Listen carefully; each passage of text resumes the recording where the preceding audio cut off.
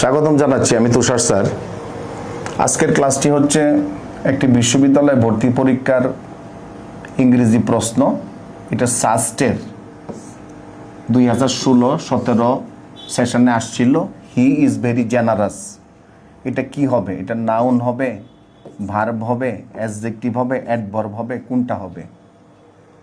তাহলে এটা ভার্ব তো হওয়ার কথাই না, ভার্ব তো এখানে ইজ ভার্ব, সুতরাং ভার্বটা আমরা বাদ দিয়ে দিব, ভার্ব হবে না।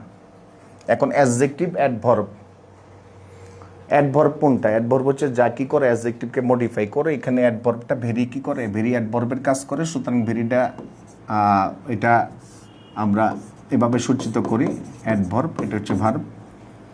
সুতরাং এটা অ্যাডভার্ব হবে না, এটাও বাদ রইল অ্যাডজেক্টিভ এবং নাউন। তাহলে এটা কার সম্পর্কে? হি ইজ ভেরি জেনারাস, সে খুব উদার। একজন ব্যক্তি, কিন্তু একজন ব্যক্তি। আমি যদি এইভাবে লিখি, he is a good person, এখানে পারসনকে মডিফাই করছে গুড। এই অ্যাডজেক্টিভকে বলা হবে অ্যাট্রিবিউটিভ। অ্যাট্রিবিউটিভ। আর যদি এইভাবে লিখি, হি ইজ গুড, এই প্রনাউনকে, সাবজেক্টকে মডিফাই করছে গুড, সুতরাং এটাকে বলা হবে প্রেডিকেটিভ। প্রেডিকেটিভ।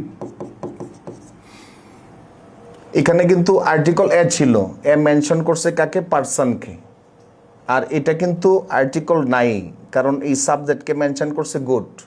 তাহলে আমরা দেখি, এটা হচ্ছে জেনারাস, সে জেনারাস, তার মানে এটা কাকে মেনশন করে? সাবজেক্টকে মেনশন করে। যদি সাবজেক্টকে মেনশন করে তাহলে এটা নাউন হবে না। এটা নাউন বা প্রনাউনের সম্পর্কে যদি এডিশনাল ইনফরমেশন প্রদান করে, সেটাকে আমরা অ্যাডজেক্টিভ বলবো। এখন আমরা উত্তরটা চেক দিব, দেখি উত্তরটা কি বলে। হ্যাঁ, অ্যাডজেক্টিভ। ধন্যবাদ সকলকে।